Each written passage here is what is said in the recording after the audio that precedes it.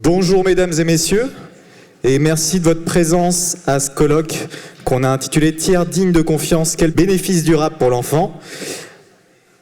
C'est la troisième et dernière étape d'un triptyque que la Fondation Droits d'Enfance a amorcé en 2023 autour du travail avec les familles.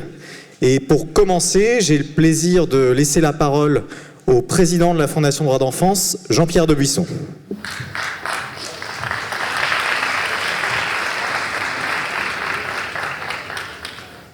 Madame la Haute-Commissaire, Madame la Présidente, Mesdames et Messieurs, chers participants, chers collègues, bonjour à toutes et à tous et merci beaucoup pour votre présence à ce colloque sur les tiers dignes de confiance. Je suis très heureux d'être parmi vous aujourd'hui pour le lancement de cet événement en tant que président de la Fondation Droits d'Enfance. Je me réjouis particulièrement de la présence de nos intervenants dont les parcours inspirants, l'expertise et les approches complémentaires seront éclairés les enjeux relatifs aux tiers dignes de confiance sous des aspects nouveaux. Ce colloque vient conclure un triptyque lancé il y a 3 ans par Droits d'Enfance autour du travail avec les familles. Après les questions du placement à domicile et de l'accueil des fratries, le sujet qui nous réunit aujourd'hui est particulièrement d'actualité. Aujourd'hui en France, près de 15 000 enfants sont accueillis par un tiers digne de confiance, soit près de 8% des mineurs protégés par l'aide sociale à l'enfance. Un chiffre destiné à augmenter dans les années à venir et marquant une nouvelle étape dans la désinstitutionnalisation de la protection de l'enfance, puisque depuis la loi du 7 février 2022, le placement d'un enfant d'un tiers digne de confiance doit obligatoirement être considéré par les autorités judiciaires et faire l'objet d'une évaluation avant tout placement institutionnel. À ce titre, le secteur de la protection de l'enfance est appelé à se réinventer en apportant assistance à ces femmes et ces hommes pour qui le soutien des professionnels est si précieux. Pour accompagner ce changement, de nombreux départements déploient aujourd'hui des services d'appui permettant aux tiers de bénéficier d'une assistance juridique, éducative et psychologique. En tant qu'acteurs de la protection de l'enfance, il est donc de notre devoir d'accompagner les tiers dignes de confiance dans le rôle de plus en plus fondamental qu'ils jouent auprès des enfants confiés.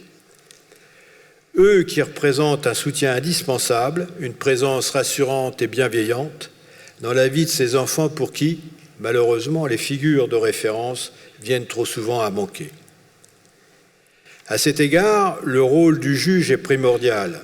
Son regard avisé et son expertise juridique sont essentiels pour s'assurer que tout est mis en œuvre pour trouver un tiers qui saura se trouver digne de confiance, placé en lui et auprès de qui l'enfant pourra se sentir soutenu et en sécurité.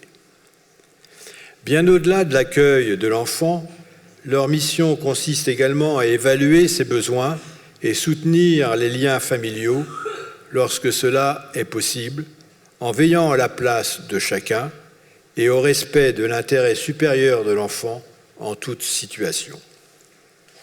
Ces tiers dignes de confiance bénéficient d'un large pouvoir d'appréciation et d'intervention qui doit être encadré par des procédures rigoureuses. Leur expertise et leur neutralité sont essentielles pour assurer un suivi juste et équitable des situations familiales.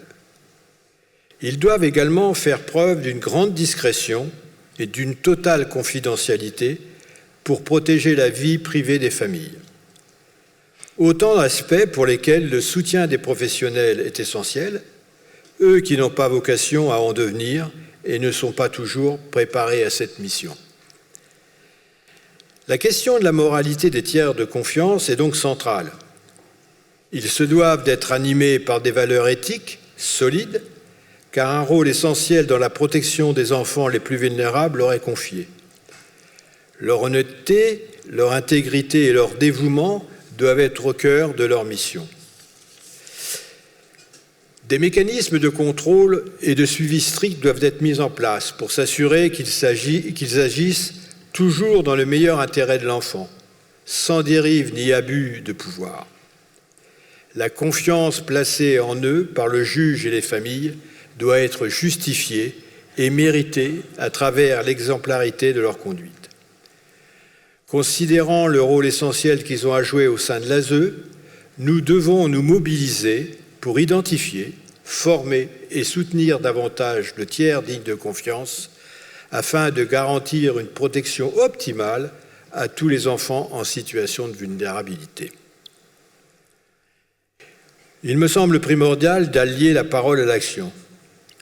Aussi, au nom de la Fondation, je suis fier de vous annoncer l'ouverture au mois de juin, début juin je crois, d'un service d'accompagnement des tiers dignes de confiance et des accueillants durables et bénévoles dans le département de la Seine-Saint-Denis. Ce colloque sera l'occasion d'échanger sur les meilleures pratiques, les initiatives innovantes et les pistes d'amélioration pour mener à bien nos missions respectives en faveur des enfants et des familles.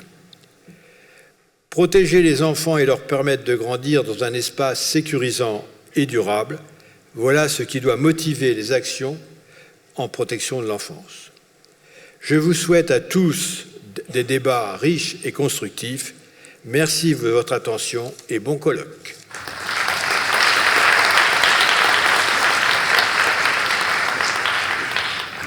Et j'ai le plaisir désormais de laisser la parole à la nouvelle haut-commissaire à l'enfance, Sarah Lahiri.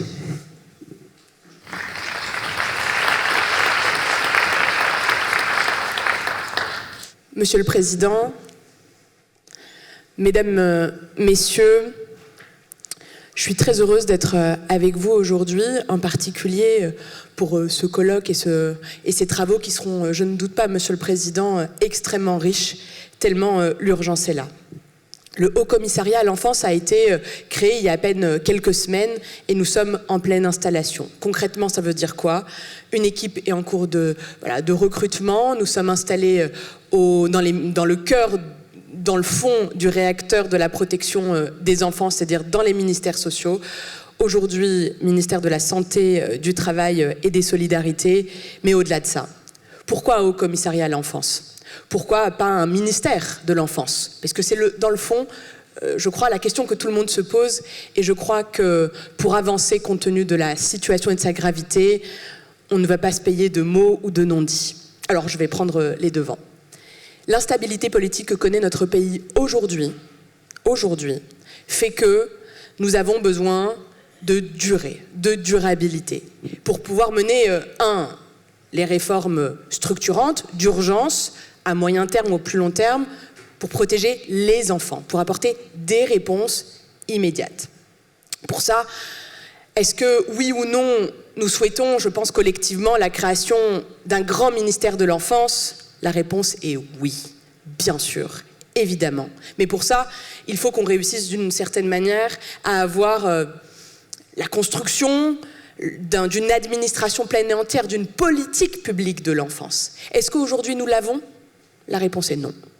Et pour le coup, j'ai été la ministre en charge. J'ai été la ministre en charge de l'enfance, j'ai été la ministre en charge de la jeunesse, et j'ai été la ministre en charge des familles dans leur diversité et dans leur pluralité.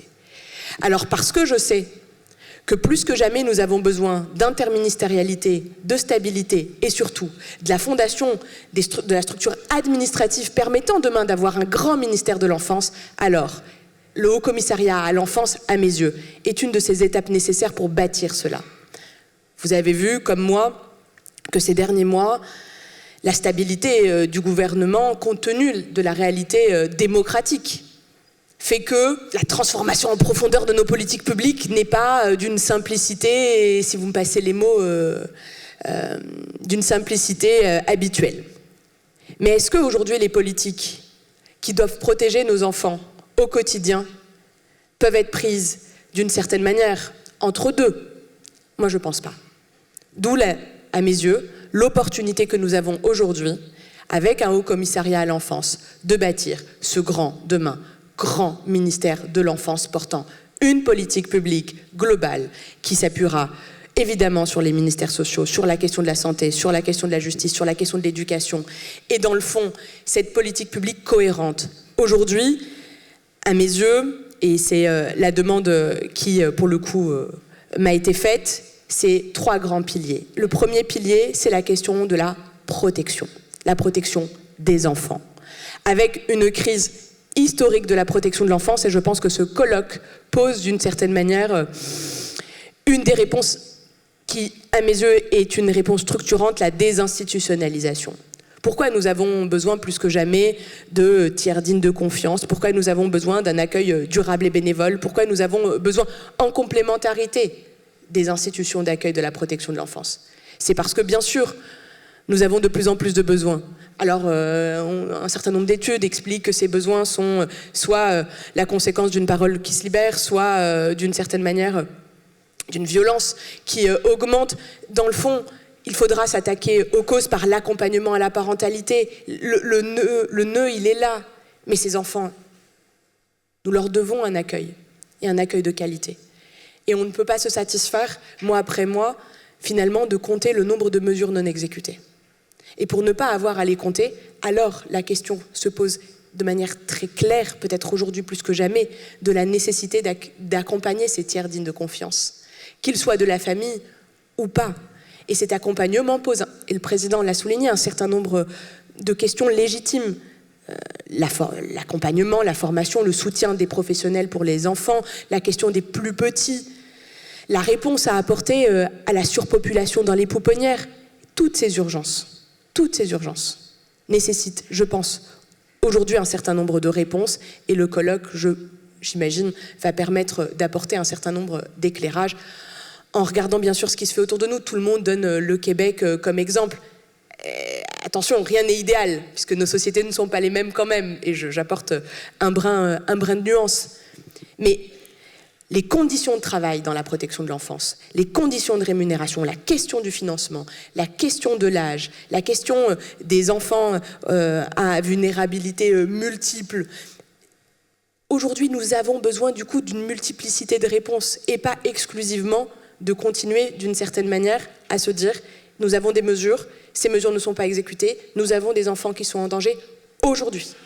Et c'est pour ça que j'ai accepté avec beaucoup d'humilité, compte tenu de la situation et de la gravité, eh bien de mener ces engagements à vos côtés, puisqu'aujourd'hui ce sont des compétences bien sûr départementales avec des responsabilités de l'État sur la question de la protection, sur la question de la santé, sur la question de l'éducation. J'aurais également l'enjeu absolument essentiel, et nous vivons, je pense, un moment important sur la libération de la parole. Nous voyons naître une sorte de MeToo scolaire. Enfin, la question des violences et des violences sexuelles aujourd'hui est en train de se briser dans des institutions et dans des collectifs. Il faut être en capacité d'accueillir cette parole. Il faut être en capacité d'apporter des réponses judiciaires à ces paroles. Un débat parlementaire est ouvert sur la question de l'imprescriptibilité civile, entre autres, la question de la détection des violences sexuelles également, les questions de maltraitance. Et donc la protection, la protection des enfants, elle est plurielle, et elle est plus que jamais, je pense, à un momentum. Ce momentum, pour y répondre, nous avons besoin de réponses qui parfois, au-delà de la question des financements qui se posera, nécessite peut-être de sortir de ces habitudes. D'où la question et de la place que doit prendre le tiers digne de confiance. Aujourd'hui, je le fais de mémoire, mais je crois qu'on est à un peu moins de 15 000 enfants qui sont accueillis chez un tiers digne de confiance. La moitié, c'est les grands-parents. Comment on fait ? Quels sont les besoins ? Comment on va jusqu'à l'adoption simple? Je sais qu'il y a un certain nombre de débats, mais moi je le souhaite, et je ne parle pas de l'adoption simple à la majorité. Comment on accompagne les parents, les enfants, toujours dans l'intérêt exclusif des enfants? Les débats sont importants, je pense urgents, compte tenu de la situation. Et cette équipe est en train d'être constituée, la feuille de route stabilisée, mais je souhaitais, parce que la Fondation est extrêmement importante, structurante, aujourd'hui, dans la protection des enfants, être à vos côtés, même si notre installation est encore en cours. Au-delà de la question qu'on va avoir à porter sur la protection des enfants, un enjeu absolument essentiel autour de l'accompagnement des professionnels et des parents. Aujourd'hui, le soutien à la parentalité, le soutien plus largement aux acteurs qui accompagnent les enfants, que ce soit en institution, que ce soit à l'école, que ce soit pour la petite enfance, est absolument structurant. s'il y a une crise de l'attractivité, c'est qu'il y a une triple crise. Une crise du sens, une crise des moyens et dans le fond de la rémunération, des parcours. Et il faut y répondre, puisque créer des places, bâtir des foyers sans avoir les hommes et les femmes qui sont à l'intérieur, moi, ça n'apporte pas de solution. Enfin, je vais le dire comme je le pense. Et donc, c'est d'abord les femmes et les hommes qui accompagnent nos enfants. Les travaux avec, entre le juge des enfants et les juges des familles va être absolument essentiel. Les nouveaux défis. Aujourd'hui, quand on voit l'explosion et des conséquences de l'IA sur la pédocriminalité, quand on voit l'impact et les conséquences des réseaux sociaux et des écrans, quand on voit la prostitution des mineurs et la diversification, je veux dire, des prédateurs, tout ça, c'est le quotidien du Haut-Commissariat à l'enfance. Et parce que c'est son quotidien, j'aurais plus que jamais besoin de votre mobilisation collective, de vos préconisations, et j'espère, dans le fond, de cette intelligence collective dans l'intérêt des enfants, et exclusivement des enfants, pour arriver un jour, dans notre pays, à bâtir ce grand ministère de l'enfance, avec une politique publique pleine et entière. Merci beaucoup.